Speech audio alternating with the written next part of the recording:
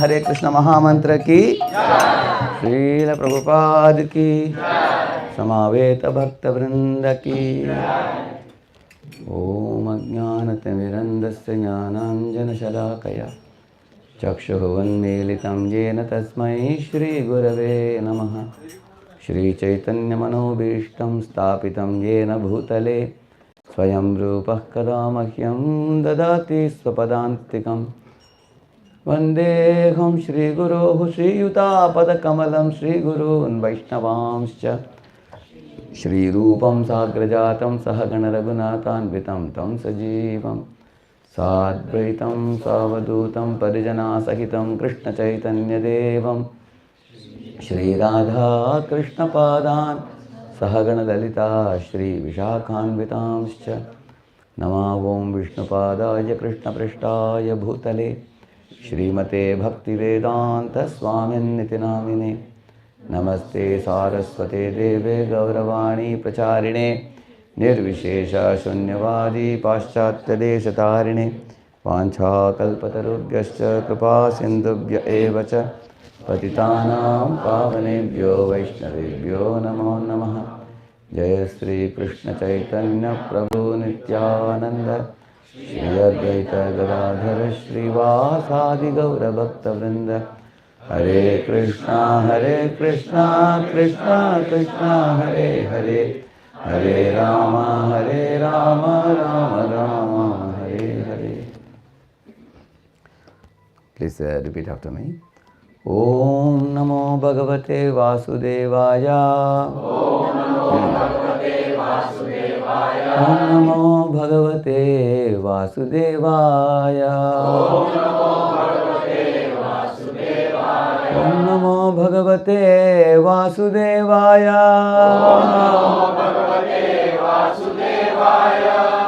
Narayanam Namaskritya Naram Chaiva Narottamam Devim Saraswatim Vyasam Tato Jayamudiraye Nashtaprayeshu Bhadreshu Nityam Bhagavata Sevaya Bhagavatyuttama Shloke Bhaktir Bhavati Naishtiki Krishnaya Vasudevaya Devaki Nandanaya Cha Nanda Gopakumaraya Govindaya Namo Namaha.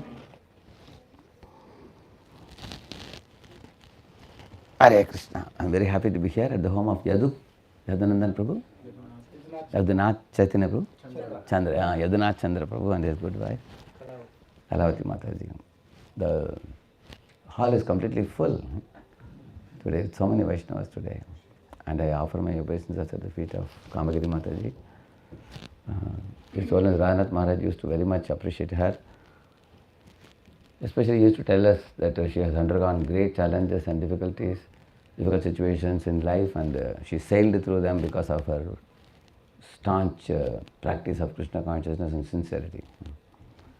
So today morning I was hearing from Naveen Prabhu's good wife how you helped her very much in taking care of her second son, small boy.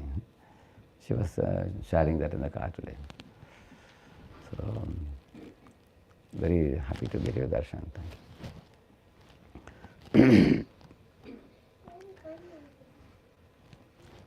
This is Srimad Bhagavatam. Is a Purana which teaches the topmost aspect of life, which is love of God. You all know that.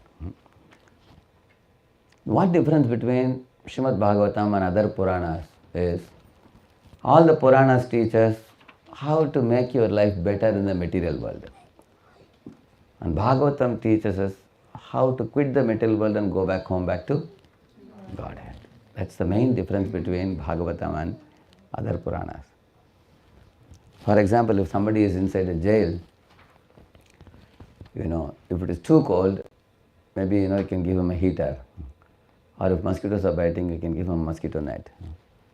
If the food is not good enough, you can arrange for better food. But a person inside a jail, cannot be happy because he is separated from his near and dear ones.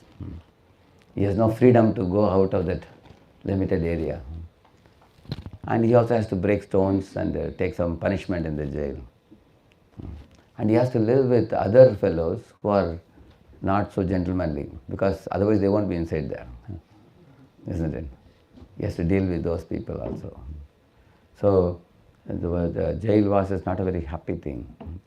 So one time I was just jokingly asking in a class, which one you prefer to be handcuffed with? Iron handcuff, or a silver one, or a golden one? So one old man said, gold one is better. Then his wife was, old lady, wife was sitting next to him. She just hit him like this and say, why do you want anything at all to handcuff you? You should say no chain at all. She was very intelligent. She said, so going to heaven is like a gold chain, or going to hell is like iron chain. But within this material world, handcuff is a handcuff, isn't it? So even if a parrot can be kept in a golden cage, parrot will be more happy to fly in the free sky than to be kept in a cage. So Srimad Bhagavatam gives a clue already how to get out of this world and go back to Godhead. But some people say that, oh, that is not what I am looking for. Why do you so much talk about going back to Godhead? Why don't you tell us more about how to live here more happily, make our lives better? 99.99% of even the religious people want that. I am not talking about atheists. Atheists are actually misguided. They have no direction. They are in their own little world like a frog in the well. They are just ruining their current life and future life. Mahamudrashkutra Krishna talks about that. But we are talking about even pious people. There is one verse in the 5th canto, the Devatas are praying. Sometimes when a person is floating in sense gratification, it is enjoyable, but afterwards one feels guilty also. So the Devatas are offering a prayer. They are saying, Na yatra vaikuntha katha sudhapaga, na sadhavo bhagavatas tadashrayaha, na yatra yajnesha makha mahotsava, suresha lokopi na vaisa sevyatam. They are saying that, where there is no yajna performed, sacrifices are not performed, Bhagavat Katha is not spoken, kirtans are not done, where utsavams are not celebrated for Lord Narayana. So we don't want to be in such a heavenly abode. Rather we would like to return to earth. Maybe in Columbus, where people are performing all these things. So the demigods are praying like that, where devotees are gathering together to discuss the Lord's glories and celebrating festivals for Him, chanting His holy name, singing, dancing. We want to be in that place, like that they are saying. The second verse also, they are saying even more detail about that. Kim dushkarairna kratuvistapo vratairdanadi virvadvijayena falgunam nayatra narayana pada pankaja smriti pramushta atishayendriyotsava. They are saying smriti pramushta means when our smriti has become bhanga, which means our remembrance of the Lord Narayana has become forgotten. Why? Atishaya indriya utsavat, they are saying. Because of sense gratificatory lifestyle. They are saying that when we are floating in enjoyment, we tend to become forgetful of the Lord in heaven. So we are afraid of this position because if we die a death forgetting the Supreme Lord, what is going to be our destination? So in order for us to remember the Supreme Lord, we want to go to earth and take birth in the family of devotees. And therefore Prabhupada said many of the small children in ISKCON are very likely to be demigods from heaven who prayed like this, which I told you just now. And therefore those children, even from very young age, they are very super enthusiastic, you see, in Krishna consciousness, because they have come with that desire. So those demigods who are praying, offering this prayer, they actually want to attain love for God and go back to Godhead. Nevertheless, I prepared this PPT when one of the book marathons, we wanted to introduce Bhagavatam to newcomers, totally new people. So then I thought it will be valuable for new people to see there are more than 50 subjects in Srimad Bhagavatam. And some of those subjects, how relevant are they to our daily life, will be very helpful. With that in mind, I prepared this. So All of you, I am sure you who are here, you are all serious devotees. I would speak something from 10th canto, very beautiful pastime of Krishna and Vrindavan. I could have spoken that. At the same time, I felt this will be helpful for you when you approach new people.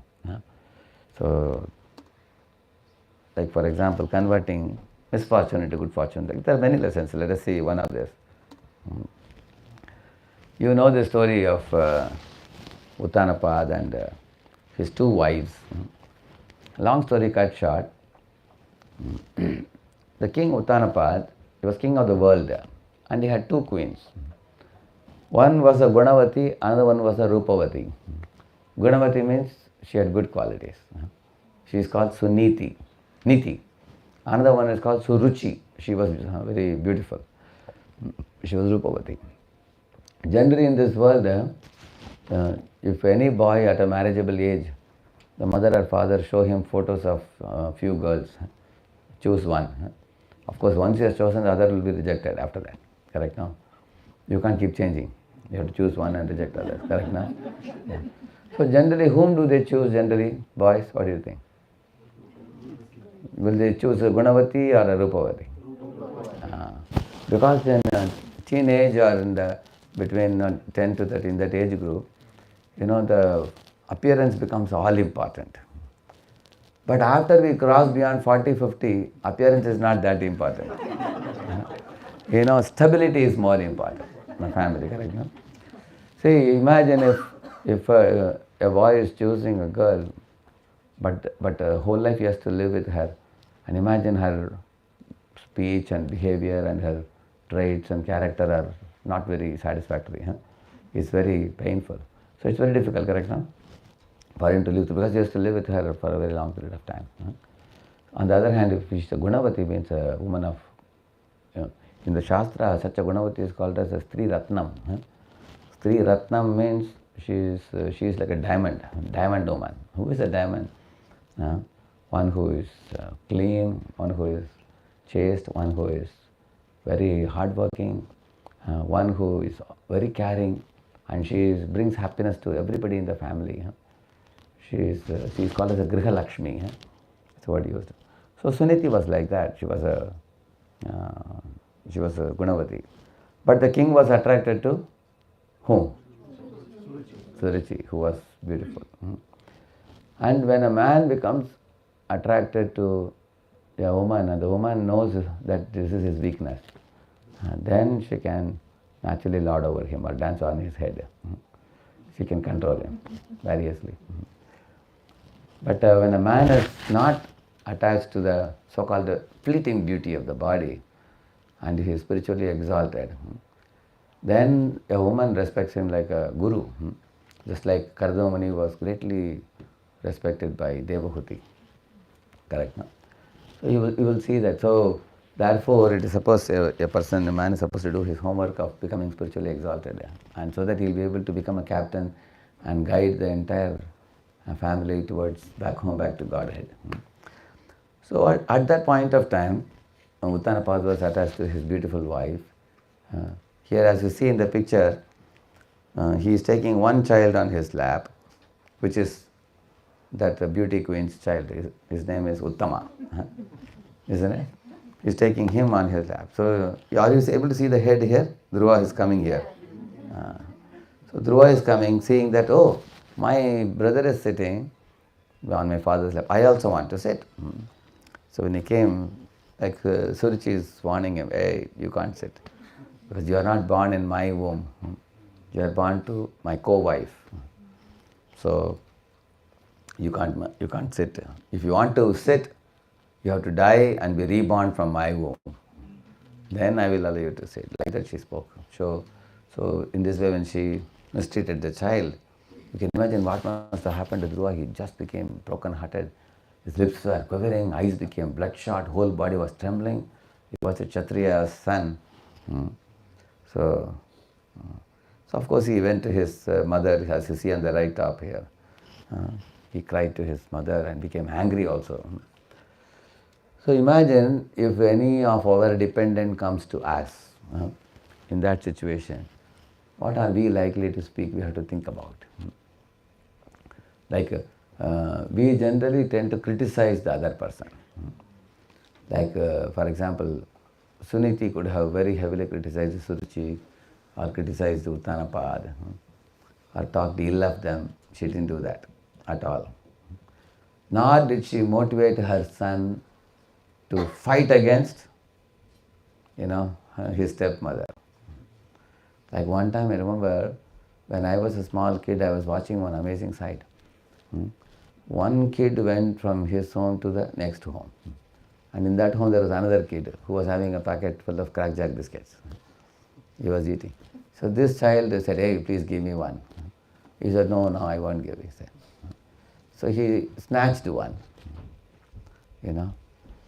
So when he snatched one, that fellow became angry. So he gave a slap. So this fellow gave a pinch. And of course the crackjack holding child, he started giving out a big cry. He started crying.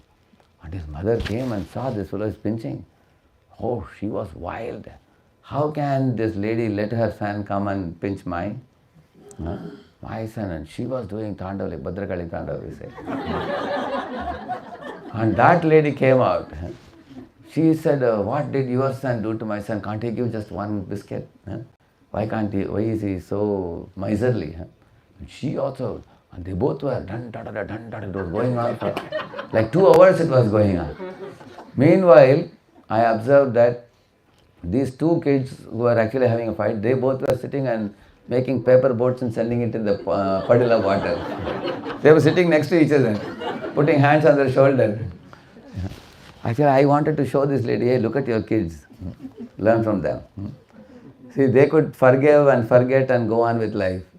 And you guys are fighting like this. I wanted to say, but I was afraid I will get beaten up. But I was also a kid, a little grown-up kid that time. But I was just watching. Later on, I thought about that instance. It was a very funny instance, isn't it? People make a big hue and cry for small things in life. For trivial things, they make a big hue and cry, which Suniti did not do. Suniti was very mature. Because in this world, we are not born to just pick up quarrel with every person in this world. That's not the goal of life. In fact, we have to cleanse the mind of its existing impurities, first of all.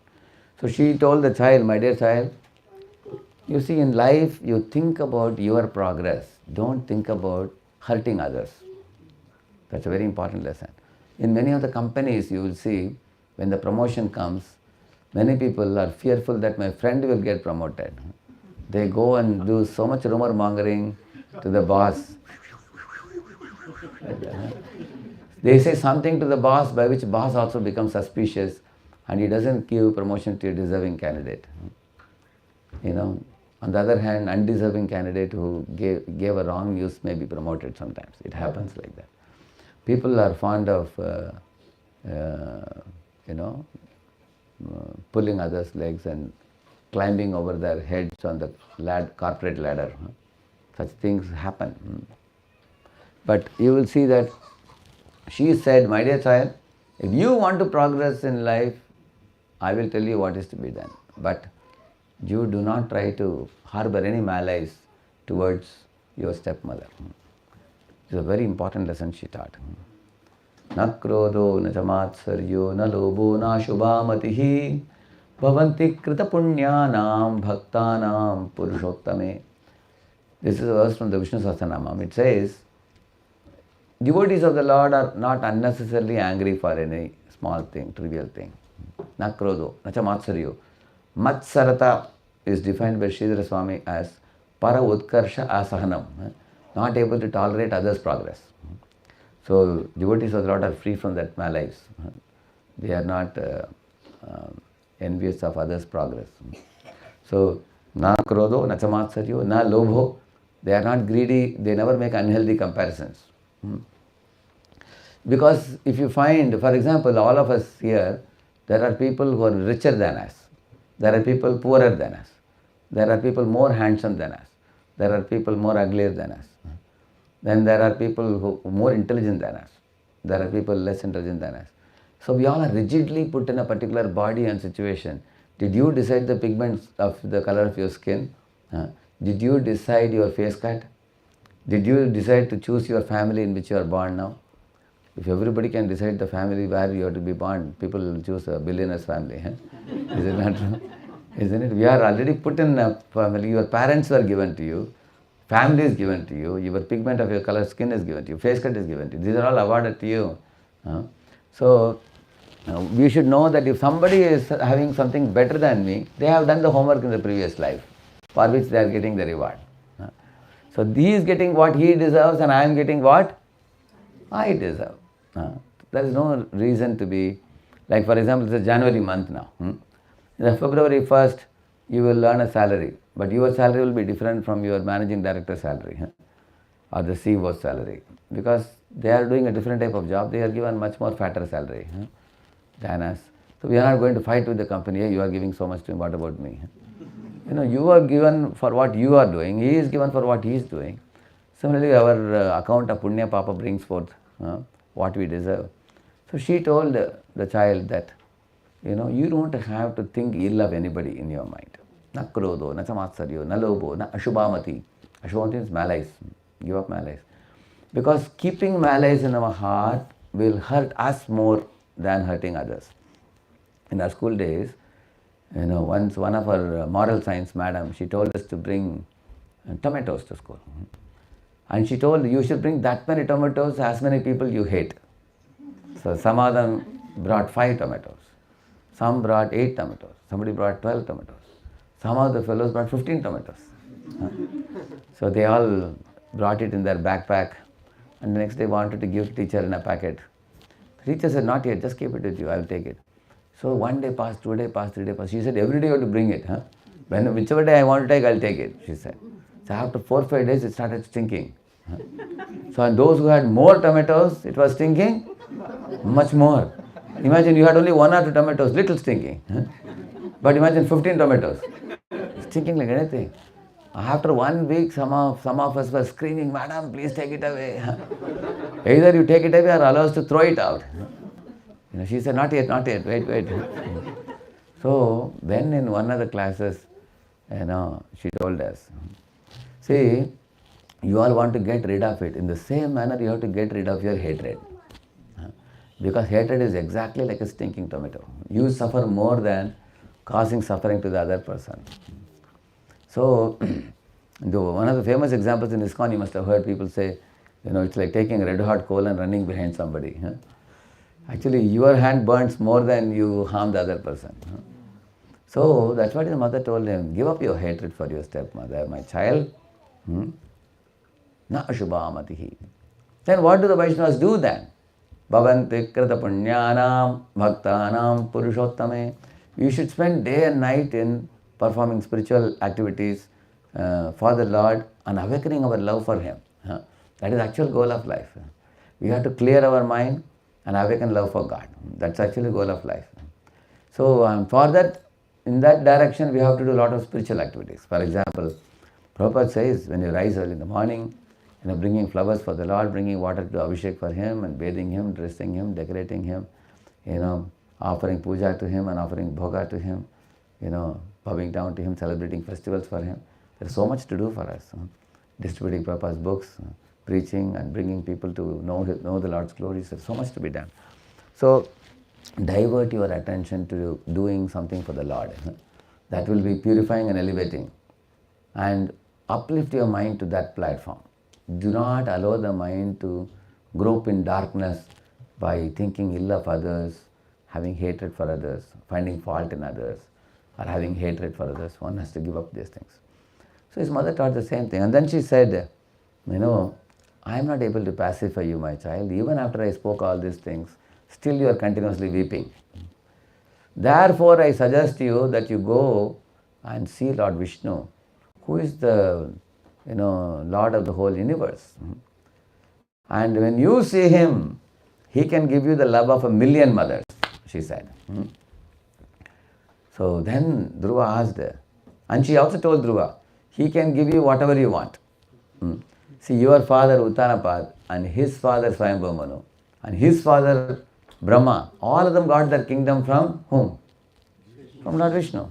So if Lord Vishnu decides to give you a kingdom, He can give you. It's not that you have to sit on the lap of your father and get the throne.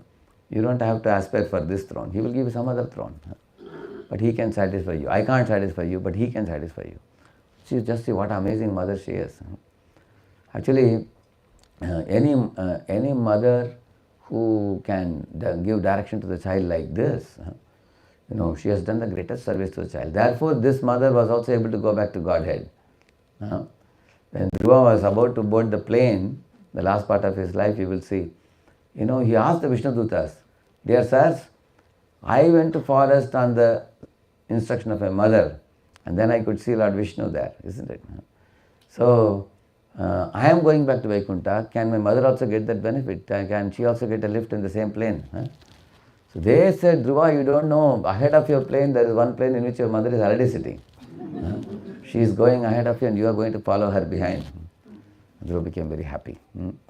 So because she is the Shiksha Guru, she guided Dhruva in the right direction. So in this way she told, and he asked, "Where can I find Lord Vishnu?" She said, "The great saintly people find him in the forest. Go and meet them." So she guided him to the saintly person like Narada, you are seeing here. So when he went to Narada and he performed severe penances in the forest 6 months, you all know that Narada guided him expertly in all the details of the meditation. I don't want to get into the details of what all Narada taught him. But the point is, within 6 months, Dhruva saw the beautiful form of Lord Vishnu. I made one comparison. I found that Dhruva, when he saw Vishnu, his body was trembling. Earlier also when Surichi told him, "You can't sit in the lap of your father," that time also his body was trembling. And when he saw Vishnu, tears were flowing from his eyes, but these were cold tears. But at that time when his stepmother shouted, it was hot tears. What is the difference? Why hot tears at that time and cold tears now? Hot tears came out of anger.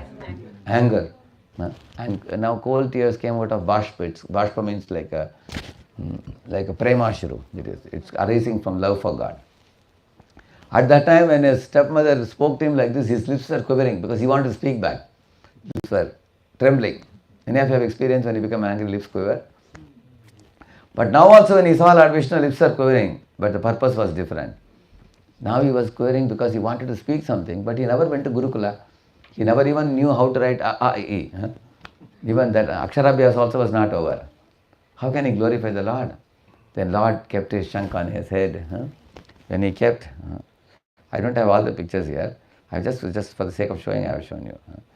So when Lord Vishnu kept the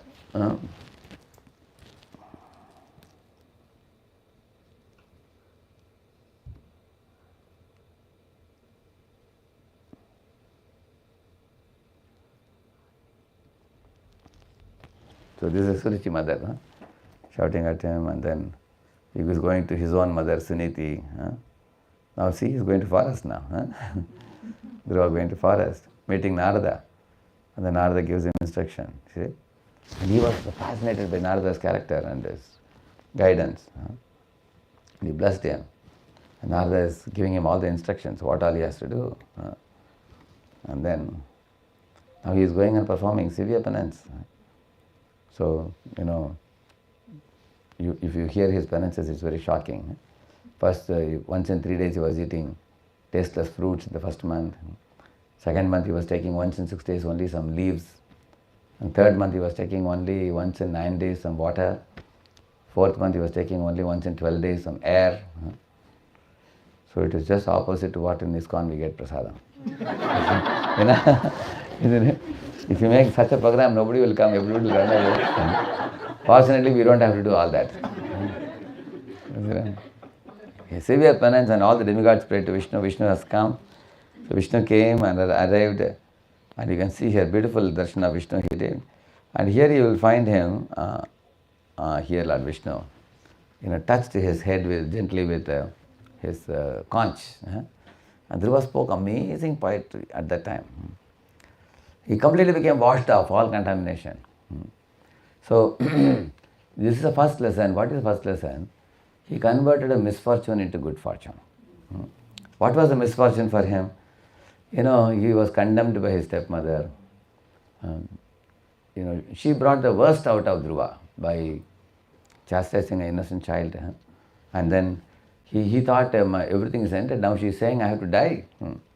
I have to be reborn in her womb to be able to sit on the lap of the father. Such a tender child, how badly his psychology must have got affected, you can think of. But you will find in a Vaishnava's life, actually, there is no, even the worst situation can be transformed into the best situation. By the guidance of his mother, that's the most important thing. His mother was a devotee mother and she guided. Actually, if you go to the further part of the story, you will be amazed to hear that when Dhruva perfected his life, his father went to forest to bring him. At that time, in the palanquin, when Suniti was sitting, she also invited Suruchi to come and sit. It's amazing, no? How amazing. She told Suruchi that you are also my co-wife, you also can come, most welcome. So Prabhupada says, Suniti was a great mother of a great devotee, he says. She was also a great mother, not an ordinary mother. I was thinking if it was any other mother, she would have told, hey Suruchi, you didn't allow my son to sit on the lap of his father, but now he has got Dhruvaloka now. Which is the pole star, where Lord Vishnu personally resides. It's a topmost planet which is better than Brahmaloka also. Now what do you say? Sometimes children do like this, you have seen that? They do that. To tease somebody. Now what do you say? Did she do that? She didn't do that. Because she didn't delight in sarcasm. She didn't delight in fault finding or criticizing. That was not her delight.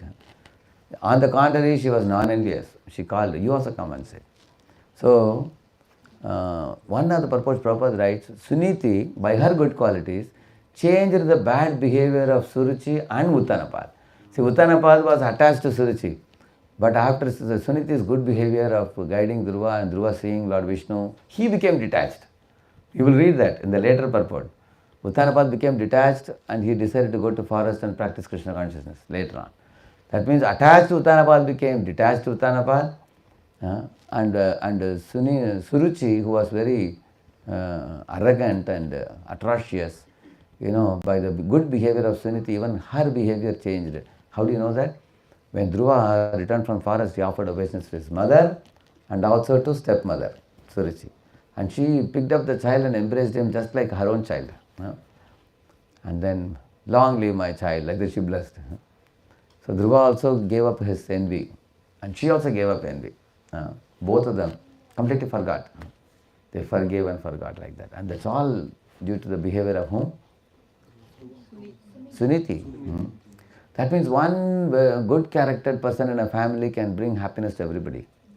Actually, if one can be free from malice, free from hatred, free from such attitude. Sometimes like one devotee was telling me, see Prabhuji, I am a good person, please understand. He is like this, therefore I am like that. And he said, Prabhuji, he doesn't know who I am, I am generally a very gentleman with everybody. But if somebody, I said, a Vaishnava cannot be like this. Okay, if he is bad, then you think about how you can influence him by your good. One should think, like Tarorapi Sahishnuna means, you take a stone and hit a mango tree, and mango tree gives you 4 mangoes back. You give him a stone and he gives you mangoes back. And a tree, even while drying up, doesn't demand water. That is said in the Chaitanya Charitamrita. And even if woodpecker goes and makes a hole in the tree gives shelter to that. So this is, therefore Tarorapi Sahishnuna is said. When Krishna in Vrindavan saw the trees, he called his friends. Hey Stoka Krishna, hey Amsho, Shri Raman, Subalarjuna. He's calling all the names. Hey Stoka Krishna, hey Amsho, Shri Raman, Subalarjuna, Pashyate Yetan Mahabhagan, Pararte Kanta Jivitan, Vata Varsha Tapahiman, Sahanto, Varayantinaha. He's saying, look at these trees. Amazing, my dear friends. Sahanto means they're tolerating the chill winter and they're giving warmth to the people below. And in summer, they're tolerating the heat of the summer and giving cool shade to the people below. And the tree gives flower, it gives fruits, it gives tree bark, it gives gum, it gives honey. It also gives shelter to the birds, ants and many creatures. Later on when the tree dies, we can make a table like this afterwards. Even after that tree dies also. Just see how wonderful this. Seeing this tree, human beings should learn how to do pararte ekanta jivitan, how to do some welfare work for the others in the world. Therefore, paropakar means not only we practice Krishna consciousness, we have to give it to others also. And save the suffering souls from enormous suffering. So, Krishna also quotes that. So, the tolerance of a tree, he also quotes that. So, in this way, Suniti's character is very high. Because of her good advice, Dhruva could convert misfortune into good fortune. So, one time my spiritual master was saying that you can, from the same person, you can bring best out of that person or you can bring worst out of that person. Actually, when he told me this, whenever I go to consult him, 2-3 times a year, in those days I used to meet. Now at least a couple of times I get to see him in a year. So when I go to report about my activities, he will also ask me about the senior devotees in my care. So he was asking, how is he doing, how is that fellow doing? So I said, see, that fellow has been quite normal and all right, but recently he is giving some trouble, I told him. Then he told me, you see, you can bring the best out of people or you can bring worst out of people. If you twist the tail of a sleeping tiger, then the tiger will wake up. Similarly, if you, while dealing with people, you should not tamper with their false ego. Even if you have to correct them, you should circumvent their false ego and correct. How to do that is not a very easy thing. Sometimes, especially, smaller ones can be easily corrected. The bigger ones are difficult to correct. Because they have grown up big and there are many number of years they have spent. And you cannot directly tell them also. Directly tell, they'll get offended. So you have to find out a intelligent way of creating that awareness to them, what they need to do. So he was telling that, you brought the bad out of him because you tampered with his false ego. So he said it has to be indirectly done, maturely done. What is maturity? Maturity actually means being sensitive to others while dealing with others and being satisfied with oneself. And also willingness to hear others' opinion and not just to push our opinion down the throat of others. So he used to teach me, when devotees grow in number of years, their personality changes.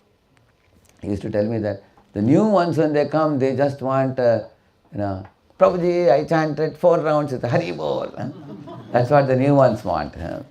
Prabhuji, from 2 rounds I have gone to 4 rounds. They just want an appreciation. Pat on the back, or you give some special Mahaprasad. They'll be happy with that. But the grown-up ones, you can't just satisfy them with a pat on the back. They want respect, not appreciation. They want freedom, creative freedom, not micromanagement.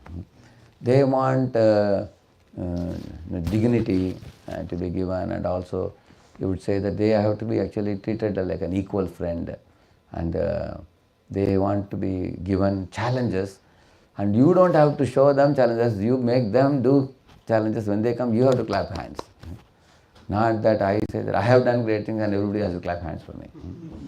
So he taught me these things, how to learn to clap hands for my subordinates when they do wonderful things. So that was like a paradigm shift for me, when I was actually growing in Pune as a leader with a group of people who are also grown-ups. So then he said, if you give these things, that is their food for them. And then they will oblige to do nice things. So you will find that Suniti knew that she cannot deal with Suruchi. Is it possible for her to deal with Suruchi? In case she goes to, of course Suniti is not going to fight. Even if she goes to clarify also, some people get wild even if you clarify also. Yeah. That I know one time in the train I was sitting, one family, one lady was a little fat lady, very angry lady. And somehow or other she picked up quarrel with another lady on this side. Of course, when I was sitting in the berth and watching, I was wondering who is right, who is wrong. So this thin lady told something to that lady, and this lady was very angry. And her husband told her, leave it. You are sitting in the window, just see the beautiful scenery outside. I was silent. Husband was a timid fellow, soft fellow. But the wife was not ready to leave. Later on, this lady was telling something to her husband. Something she said. Immediately she again became upset. Hey, you are telling about me only. So actually it's difficult to pacify such angry woman. Therefore Suniti, did she go to Suruchi? But she changed Suruchi's behavior. How? Without even going to her. That means we have to show excellent qualities by which others' behavior can be changed. So actually there is one amazing story in Padma Purana. Only I am afraid if I go to Padma Purana, we may get lost there. You don't mind it? Go there. Okay. See, there was one very dangerous thief called as Gulika. This Gulika was a highway robber and he would loot all the people passing in the forest. Thoroughly he would loot them and beat them. Sometimes he would even kill them also. Very dangerous fellow. So on that side of the forest, people stopped going because the news spread it to everybody. Don't go that side, this Gulika lives there. Everybody knew his name, Gulika. So then Gulika thought, now I don't have any customers now. What will I do now? Where do I go? Then he decided to go to another place. So he walked and walked and walked. He came to a province called Savira. So in the Savira province, the people are very wealthy. They had many business people, business shops and everything, broad roads and beautiful palaces and everything. So one place, as he was walking in the road, he thought this city appears to be very attractive and I can do my business of looting very well. But let me find out first booty, where will I get first? So he saw a Vishnu temple in front of which there was a beautiful pond with steps and everything. It was a big temple with a gopuram. And he saw the gopuram. The top there were golden kalashas. So he thought if I climb up the gopuram, I can get those kalashas, but I have to figure out a way how to climb up. He was thinking. And then he thought, maybe inside the temple something may be there, let me see. So it was about 11 o'clock or something like that. So he went in the daytime. And when he went to the temple entrance, he saw, because generally people go for darshan in the morning and evening. Daytime not many people are there. There was only one person called Uttanga Brahman. He was sitting in the hall in one of the pillars, touching the pillars, sitting there and studying the scriptures. This Uttanga Brahman was a great Vaishnava devotee. And he was a storehouse of austerities. And he was a very, very wise personality, learned person. And he was absorbed in Shastra, meditating on the Lord and praising the Lord. And the deity of Vishnu was standing there with 4 hands and wearing a lot of jewelry in the body. In those days they used to put a lot of gold, silver, diamond also, isn't it? Having a beautiful mukut and kundal and Kaustubha jewel and all that, and armlets and bracelets in the body. So the thief saw the deity, he was amazed. Wow, wonderful. There's so much gold, so much silver. If I steal it, it will go for a decade for me. More than a decade I can spend. And I can store much more. And he thought the only enemy is this fellow who is sitting in the temple hall. Nobody else to watch me loot the deity. So he thought, let me finish this fellow and let me steal all the gold and silver and run away from that. So what he did, he had a very big sharp knife. He took out the knife and ran in the temple hall and knocked down this Brahman. Brahman actually didn't even realize that this fellow can do such a thing. He didn't expect. He pushed him down and sat on his belly and took his knife to cut his neck like this. He took it down like this. At that time, Uttanga Brahman said, please wait a minute. Before I die, I will tell you 2 shlokas, he said. He's a Brahman, no? He has been reciting shlokas. Please hear a couple of shlokas and then you do whatever you want, he told him. So he said, Sujano nayati vairam parahita buddhir vinasha kalepi chedepi chandana taru mukham surabayati kutarasya. He said, Sujano means Vaishnavas. Sujano nayati vairam. They have no enmity or envy for any living entity. Parahita buddhir vinasha kalepi. Even at the time of death, they will always think of the welfare of others. Like Parikshit was cursed to die in 7 days. By whom? By Shringi. But did he give any counter curse to Parikshit? He didn't give. No? So even at the time of death, they will not think of any bad wishes or ill wishes for anybody. No? Parahita buddhir vinasha kalepi. And then he gave an example. Chedepi chandanataru. A sandalwood tree, if you take the axe and hit the sandalwood tree, it will render the tip of the axe fragrant. Exactly the point in which you are hitting, that hit point, it will make it Suraveti Mukam Kutarasya. Just like Hiranyakashipu is the one who is torturing Prahlad, and Prahlad prayed for Hiranyakashipu's liberation. Correct, no? It's very amazing. And Durvasa Muni is the one troubling Ambarish, and Ambarish is praying for him to be delivered from the Sudarshan Chakra. You will see that. That's what he said. Chedepi Chandanataru Mukam Surabeti Kutarasya. Jesus actually was having two people on either side, two thieves, who were also put on the cross. One of them was a good soul. He told Jesus that, what will happen to me? I am a great sinner and everything, he said. So he said, this evening you shall meet God. Either he tells him. And the other fellow was teasing and ridiculing. He said, hey, I am a thief, I am put on the cross, you are also put, just see it. Something like that he was ridiculing. So he said, oh Lord, please forgive him, for he knows not what is he speaking. He said. Actually, this Vaishnava quality is typical, observable, whether it is Haridas Thakur or it is Prahlad or Ambarish or all these people, you can see that. And then he told the second sloka, very interesting. Second sloka, he said, Mrigamina sajjananam trina jala santosha vihita vrittinam. He says, there are three people in this world, innocent people, pure people, but although they didn't do any harm to anybody, they still have some causeless enemies, he said. Mriga means what? Deer. Meen means fish. Sajjanana means Vaishnavas. And what is the food for a fish, for a mriga, for a deer? Trina. Trina means grass. Jala means for a fish, you just need some water in the forest. There are so many ponds in the forest. If a fish is living there, why should anybody trouble him? Or similarly, grasses are abundantly available everywhere, and the poor deer doesn't need anything more than that. Just eats little grass. Is he troubling anybody while eating some grass in the forest? And Sajjanana, what is the nature of a Vaishnava? He is a Santosha Vihita Vrittina. He just needs little khichdi and you put him in corner in one chatta, you give him, he will sleep there. Vaishnava, actually you will see big millionaires also, when they become devotees, when they go to ISKCON temples, they don't expect much. They are ready to, they don't talk about their greatness at all. They come to, one time, this Mafatlalji, Rishikesh Mafatlal. So he has many businesses, crores of rupees he is dealing with. One time he had come to Maharaj's room and some of our brahmacharis were there in the room. So he was telling Maharaj, Maharaj asked him, so you were telling that there is some problem in your business. Now how is everything? He said, Maharaj, it is 50-50. Very difficult to say what is going to happen. There is a recession and the whole thing may collapse or my whole thing may flourish. It's very difficult to say, he said.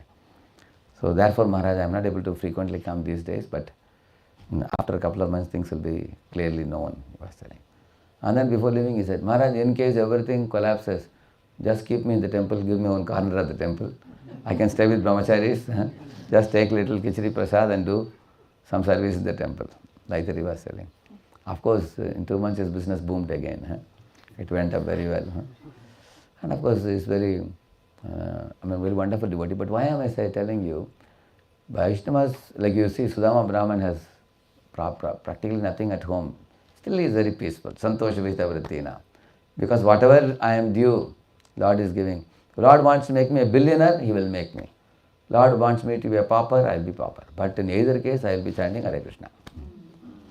That is my this thing. In poverty and in affluence, I will not forget Krishna. That is the nature of a devotee. Because for a fish, you put fish in a bucket of water or you put him in the ocean, as long as contact with water is there, enough for him. He doesn't say lots or little, but he just needs contact with Krishna, that's all. So, Santosh Vihita Vrittinam, 3 people I told you. But who are their enemies?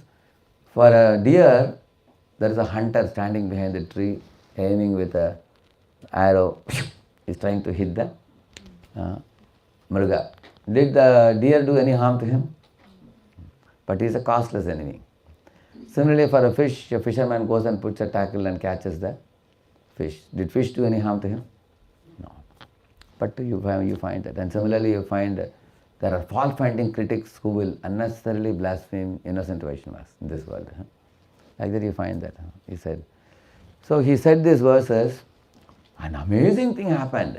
When he spoke these two verses, Gulika, who was with the knife standing there, sitting in his body, he stood up and his whole body started trembling. Tears were streaming from his eyes, hair stood on end, and he got all the Ashtasattvika Vikar by hearing these two verses from him. At that time, a Vaikuntha airplane arrived at the door of the temple, and from that Vishnudutas got out of that, and then they came into the temple, 4 or 3 of them, 3-4 of them. And then they told them, they came with flowers in their hands and they showered on Gulika. And they told, oh Gulika, now you have become a pure devotee. In your previous life you had done a lot of devotional activities, but because of your slipping down from your life, you had become conditioned and engaged in nefarious activities.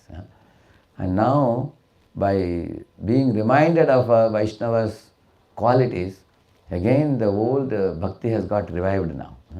There is one verse in Bhagavatam says that, no?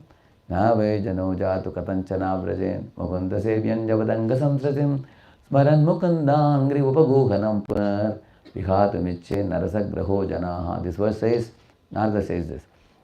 Rasagraha jan means you have tasted devotional service to Krishna, some drops of bliss in your life.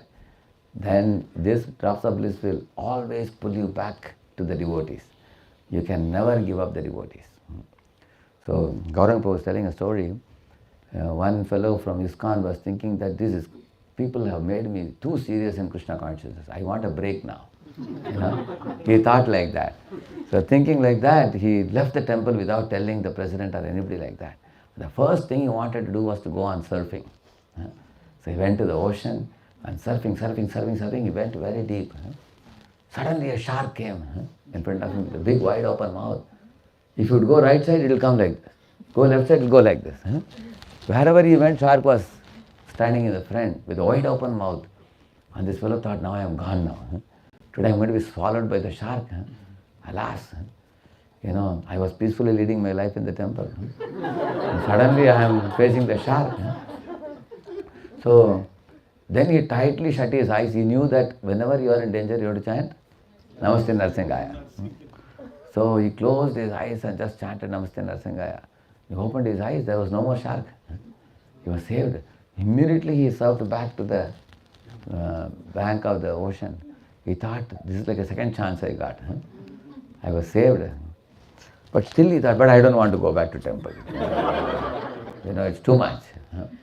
So let me just, I will not enjoy the ocean, I will enjoy somewhere else. He thought. So then he went to the airport, and there some Matajis were distributing books. Please, would you like to see this book? And they were asking him. Again he saw that Tilak and Kantimala books and giving. He thought, again Hare Krishna devotee is here also. Then he just looked at them and turned his face away and went inside the airport. And then he sat in the plane. When the plane was about to take off, he heard a murmuring sound. Hare Krishna, Hare Krishna, Krishna Krishna, Hare Rama, Rama, Rama, Hare Hare. And he was wondering, who is that? He turned around, there was sannyasi sitting there. So, and the sannyasi thoroughly preached to him. 4 hours he was in the flight. Then he took the next flight and came back to temple. So, why I was telling you this, na rasagraho jana. If you are a rasagraha jan, the old droplets of bliss will not allow you to enjoy the material sense gratification. You will be guilty if you try to do sense gratification. See, you will see that there are fellows who are in Rajaguna, Tamaguna, they can enjoy sense gratification. But if you are a devotee, we will feel guilty. We know it's wrong because now you are enlightened, switch is on, light is on now. You are not in darkness. When the light is switched on and your intelligence is awakened, then we can't do wrong. So, in this way, anyway, they told this Gulika that you are very blessed and fortunate to meet this Uttanga Brahman, by whose words you have become liberated. Now we have come to take you back to Vaikuntha. And Gulika also picked up the flowers and offered it to Uttanga Brahman and circumambulated him 3 times and offered him obeisances and said, "Oh, great Brahman, you are my Guru. By your momentary association, I got liberated from all my misgivings." And he cried loudly, "How much atrocities I have done in my life. Despite all these things, Lord Vishnu and his messengers have washed away my sinful reactions and taking me back to Godhead, which I don't deserve. So it is only because of your mercy, Nirupadi Kripa, that I am getting this benefit." He repeatedly offered obeisances at his feet, and he boarded the plane. And after he boarded the plane, Vishnu again came into the temple and told Uttanga Brahman, "Uttanga Brahman, world may wonder, how is it that Uttanga Brahman is still stuck here and Gulika is going back to Godhead?" They told him, "You deserve to go back to Godhead long ago.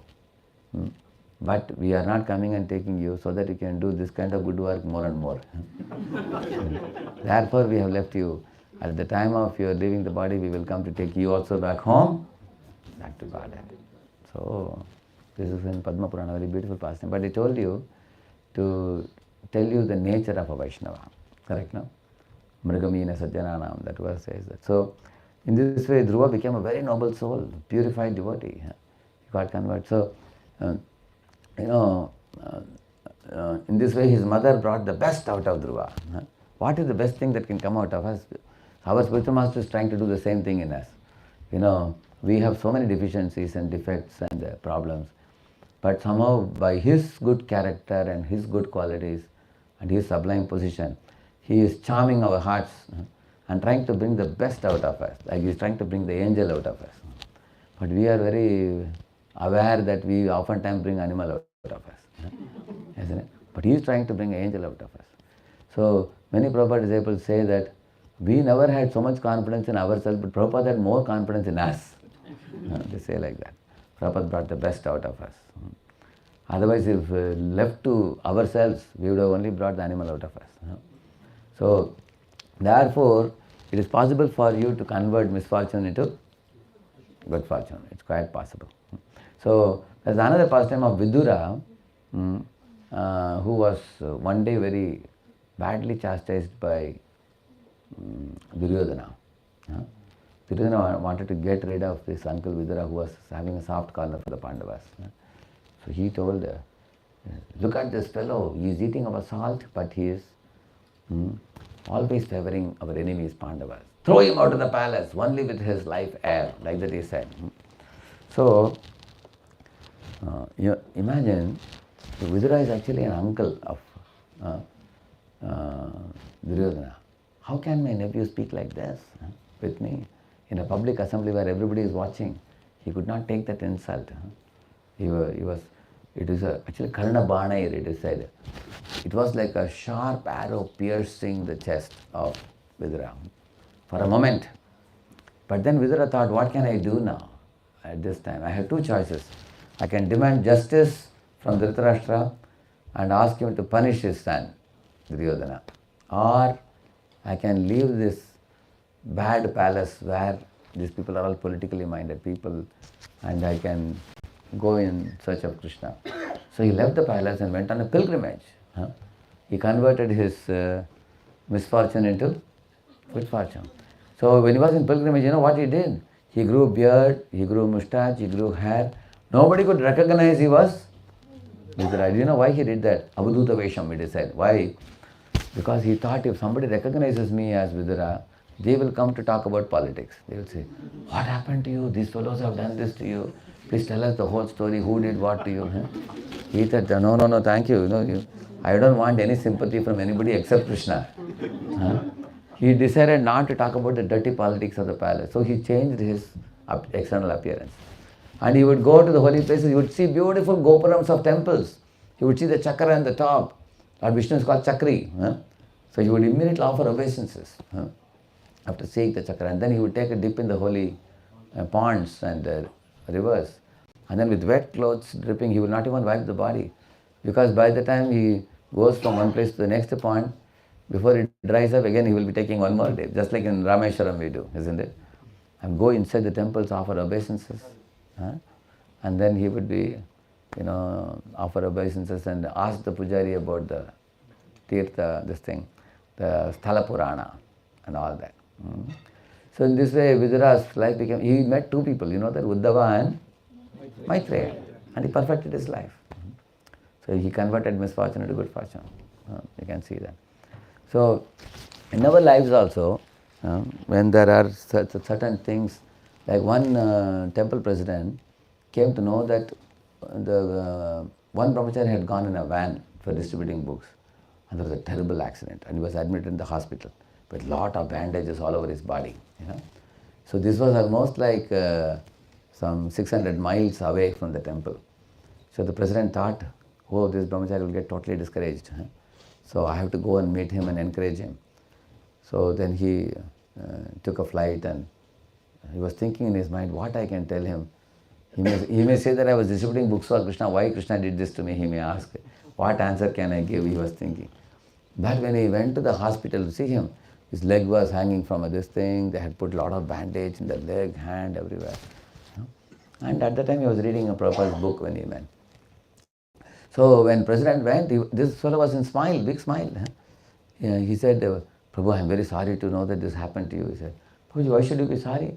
He said, last 6 months I have been distributing Prabhupada's book. I never read Prabhupada's books. So Krishna has given me a very wonderful punishment.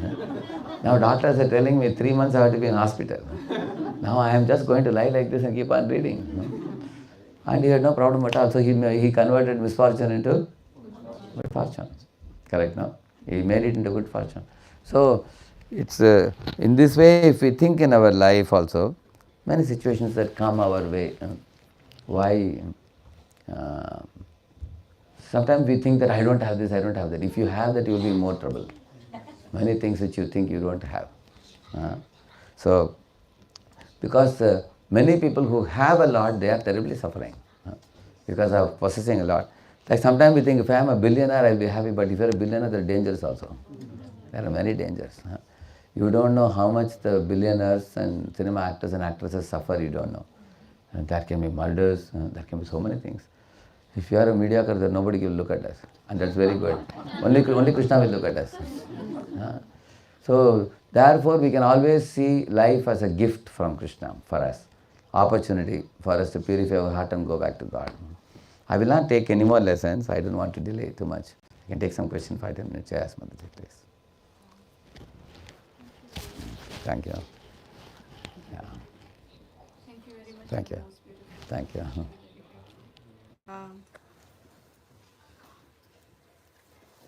I have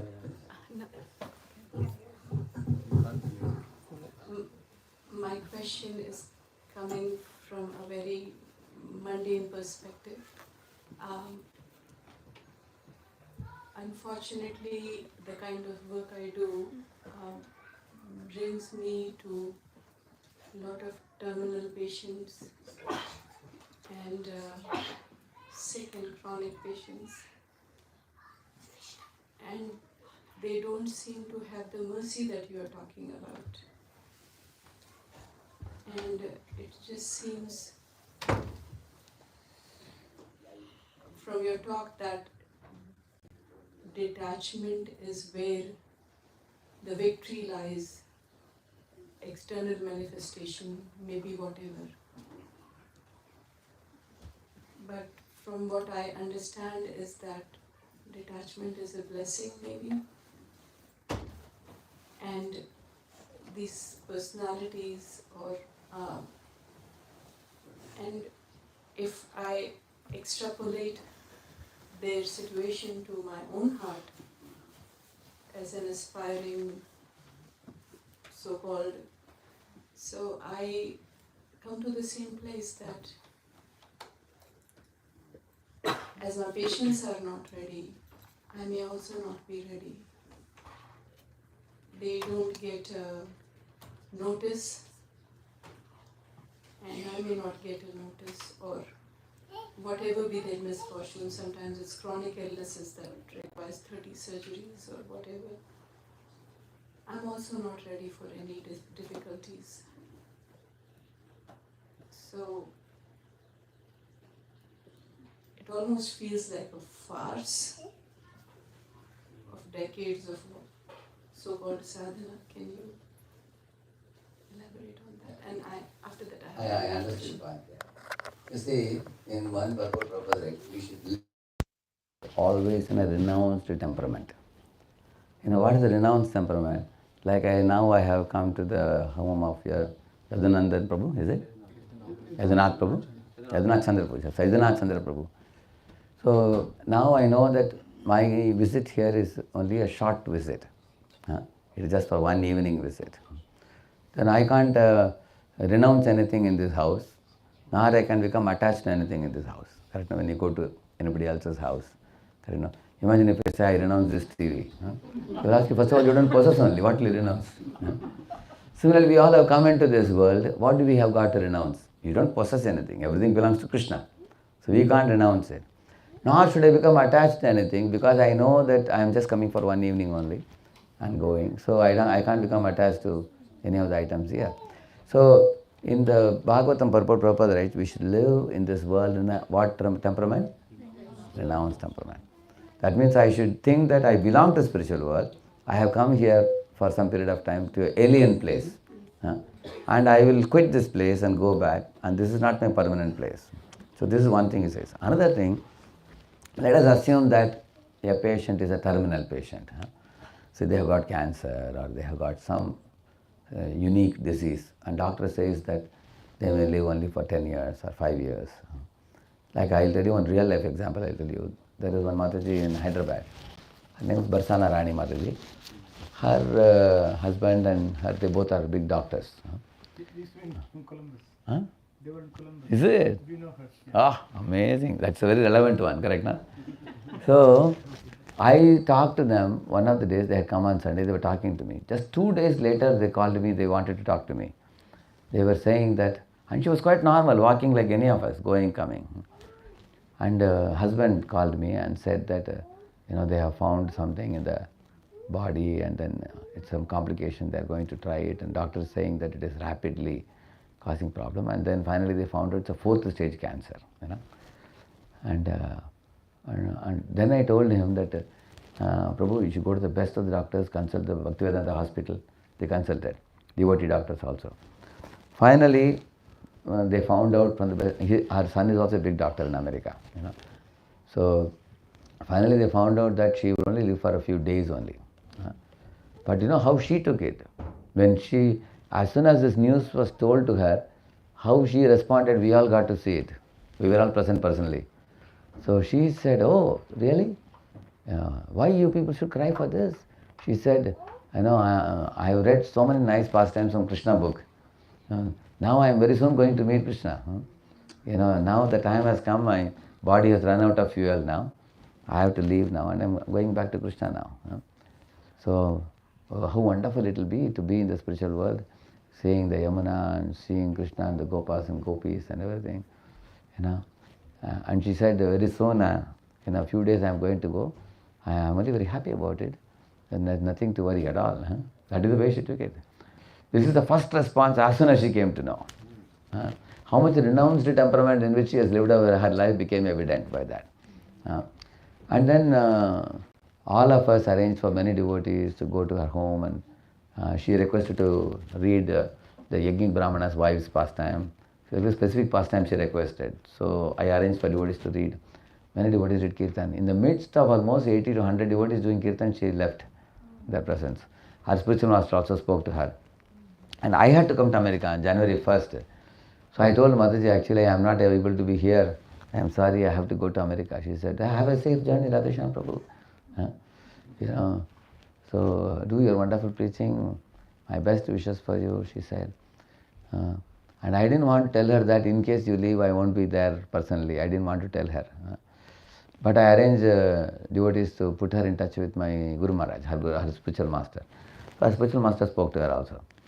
So then, when she spoke to me just on the day of my leaving, she said, what more I want? Radheshyam Prabhu, spiritual master spoke to me.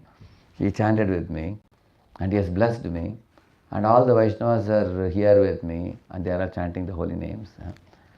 And I am hearing the pastimes of the Lord and I am absolutely feeling confident. And I have no fear at all. Our body has to fall down either today or tomorrow. Everybody's body has to fall one day. What is that lament about it? We have to quit the situation, and at least I have got a notice Parishit got a 7-day notice, and I also have got a few days notice, which is very wonderful, she said. I am preparing my mind now. And she was very peaceful in leaving, absolutely. So this reminded me of the famous verse Parikshit says, Tammo payatam pradiyantu vipra ganga cha devi dutachittameshe dijopasishtas kuhakastha kshakova dashatpalam gayata vishnu gata. Similar thing Parikshit said. I am sitting in the bank of Ganges, surrounded by saintly people, hearing the Krishna Katha. What is that lament about my death? Everything is perfect for me. In this ambience, I am confident that, I will see Krishna eye to eye.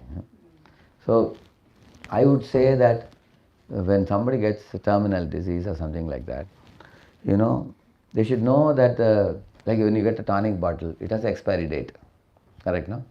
Similarly, Alpayush means people die before 30 years. In COVID we saw, some people died below 30 also. And Madhyayush means 30 to 60. Dirghayush means, 60 to 90 people may leave the body. So, everybody has to, and we have to give confidence to those patients that your body is nothing more than a dress. Today you are wearing one dress, tomorrow you are going to change another dress. It is as simple as that. Just like how many of you, when they do blood test or when they give injection, you are a little afraid before taking the injection. How many of you? Correct, no? Yeah. So for me also sometimes they would come for the blood test here. I am very afraid of that needle. So I used to keep my hand like this and close my eyes and chant Hare Krishna, Hare Krishna, Krishna Krishna, Hare Hare, Ram Hare Ram, Ram Ram. I would grit the teeth and chant. And that fellow was not, the pricking pain I didn't experience. I asked him, hey, what happened? Prabhuji, can I do? Can I do? He was like, hey, what are you saying, can I do? When I am chanting, you should do. Don't wait for me to open the eyes. I told him. He thought I am chanting for some time and then when I talk to him, he will take it. I don't want to be conscious of this. I want to be conscious of Krishna, yeah. So, exactly it is a fact that when I am chanting Hare Krishna or when I am singing Hare Krishna when he is doing, it is just like one ant bite. That's all. You should tell the terminal patients that when you die, it is just like a bite of an ant, little or a little prick of a needle. And then you are free from the body, nasty body, made of all this flesh and bone and stool and bile and sputum, urine, all these dirty things. You are free, you will be flying in the sky. And if you are a devotee, Tyaktva Deham, Punarjanma Naiti, the purpose is for the devotees, this is the last body. Prabhupada says in one purport, if you simply chant 16 rounds, follow 4 regs till your last breath, don't give it up, don't reduce, don't give up and go away. Those who stay with devotees, they will definitely go back to Godhead. There is no doubt about that. Krishna says, Yatrina nastyatra samshaya. There is no doubt about it, he says. So you see how much hope giving it is that you are going back to Krishna. It is just like a prick of an ant or something like that. And Tadvirya Gaya Mahamrata Magna Chitta. You keep your Chitta Magna in Krishna. That is the secret. When you are absorbed in Krishna, there is no fear at all. You become oblivious to outside world. You know what is the meaning of oblivious? I'll tell you what is oblivious. Bhakti Marga is much, much different from Jnana and Yoga Marga. In Pune temple, there was one husband-wife couple. They used to come in a bike in the morning for Mangalarti. I used to appreciate them. How wonderful it is, you are coming on a bike. And husband would say, thank you, Prabhuji. But wife would say, Prabhuji, what is this which you are appreciating? But every day we come, I am in phobia, I have a big fear. I said, what is the problem? She said, one dog is chasing us. Every day in the street, always it is chasing. And it is coming, running behind. My husband has no problem, sitting in the front. I am sitting behind. It is biting my sari. And I am holding on. So every day, but they were also attached to attending Mangalarti. They liked it very much. And this went on for a while. Later on they got a small baby also. Now they got the car. After a year or so, Maruti car, something they got. And now I saw both of them very cheerful. I asked, now I think you have given up your fear. She said, why should I fear? Now the dog chasing us is an amusement for me, she said. Why? Because I am sitting inside the car. I have no fear. So when I heard this, it really hit me hard because in Jnana Marga, Yoga Marga, if you see, for them when they try to give up the world and renounce the world, it is like the anarthas chase after them like dogs, like the lady in the scooter. Anytime they can be bitten by that. Whereas when you become a devotee of the Lord, it's like sitting inside the car of, full-blown Krishna consciousness. You are oblivious to the outside world. You don't, anarthas cannot touch a devotee who is fully absorbed in Krishna. Because Krishna gives that protective layer. So, even a dying person can confidently die, like Parikshit died like that. He had no worry at all. So we have to, it's our duty as a devotee to know ourselves and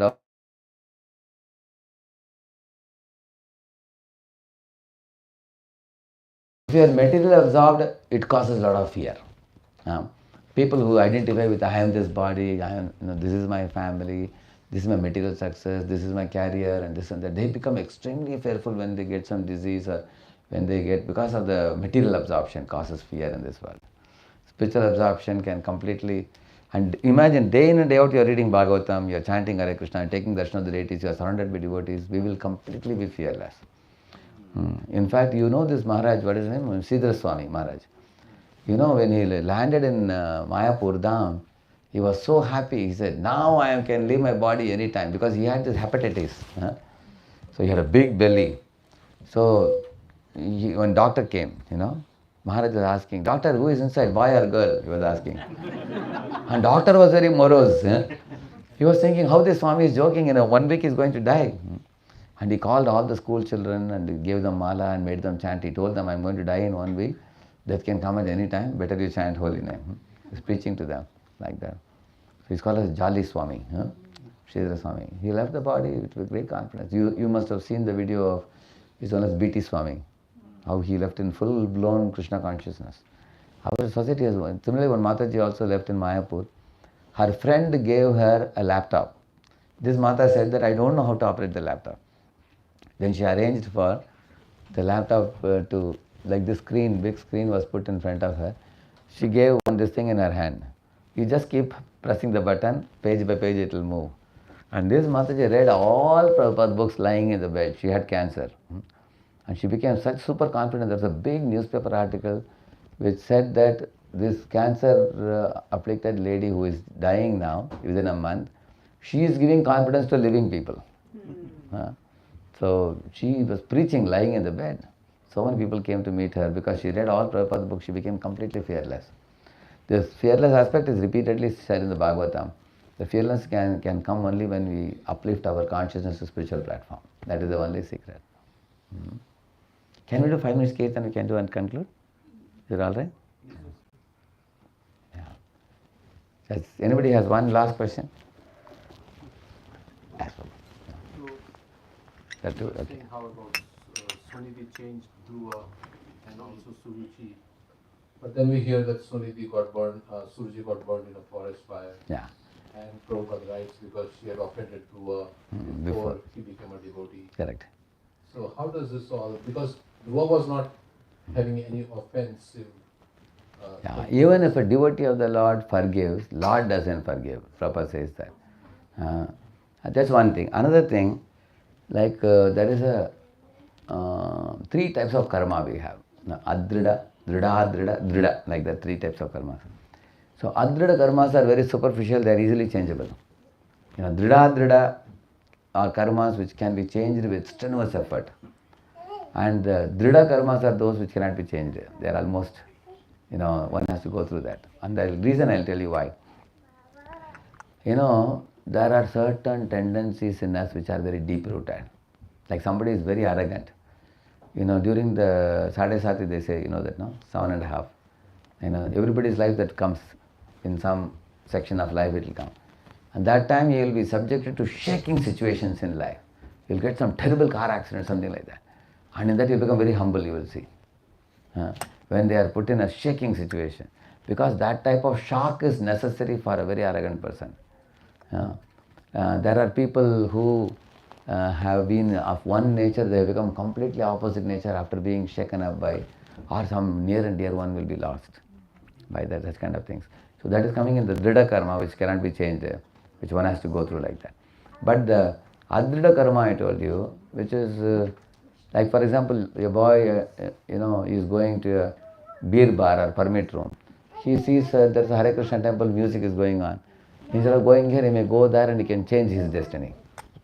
That kind of quick change, one small change in direction, that can actually uplift him. Similarly, Drida means imagine like some boy did engineering and he got bored with engineering, he went back to arts college and did MA in English and he became an English teacher. I mean, Madras, one boy did that. So now somebody may say, how is it an engineer becomes an English teacher? It's a little unusual, but it is not impossible. That is it. So some karmas are like that.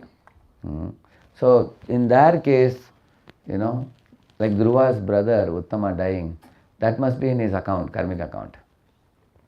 If you see the horoscope says that somebody will die in an accident or somebody will die by this disease, so you will get the account from Jyotish. If you check, you will see that. Now, is it totally unchangeable? Actually, if Lord wants to change, what cannot be changed by him? He can change anything. Correct? Now, there is nothing impossible for him. But they both had the destiny to live like that. Yeah. I know that what Prabhu says, that you said what you said is correct. Yeah. Now we may think that Suruchi has changed. Actually, Suruchi has changed superficially. But there are certain things in our chitta, heart, which don't change very easily. Like for example, if somebody says, I forgive you, do you think they have really forgiven? There are people who forgive but not forget. Later on they will say, see, in 2002, in July month, afternoon, on that day, don't think I have forgotten. People remember. But I forgave you because of my magnanimity, I forgave you. So people will forgive but not, or some people will forgive and forget, but they can't be friendly. They forgave, they forgot also, but when they look at that person, they will turn their face away. They will go. They will say, I don't want to give and take anything with this person. On the other hand, you will find our Prithu Maharaj and Indra. Prithu Maharaj forgave, he forgot, and he embraced Indra. All of you think for a moment, if you had a real tussle with some devotee, how can you embrace the devotee? That is it requires a very big heart. It is. So, that core purification to happen, Lord may have a plan for them. Yeah, yes, Prabhu, your question? Thank you, Prabhuji, for such a wonderful discourse. Hare Krishna. Remember in the beginning of the discourse, you mentioned that the devotee should try to give Krishna consciousness to others. And then we just discussed about, can I speak about that? Okay, that better? Yeah. So just now we discussed about this constant fear which we all devotees have at the back of our mind, whether I'll be able to remember Krishna at the last moment. You don't have to remember Krishna at the last moment, because there is a third karma shloka in the Varaha Purana which says that day after day, month after month, year after year, you simply keep serving Krishna. And Lord says that, Nayami Paramam Gatim, I will take you back to God. Lord says that. You heard about the shloka? You can put it in Google search of the third karma shloka, you will get it. God says that it's not that you have to remember me at the time of death.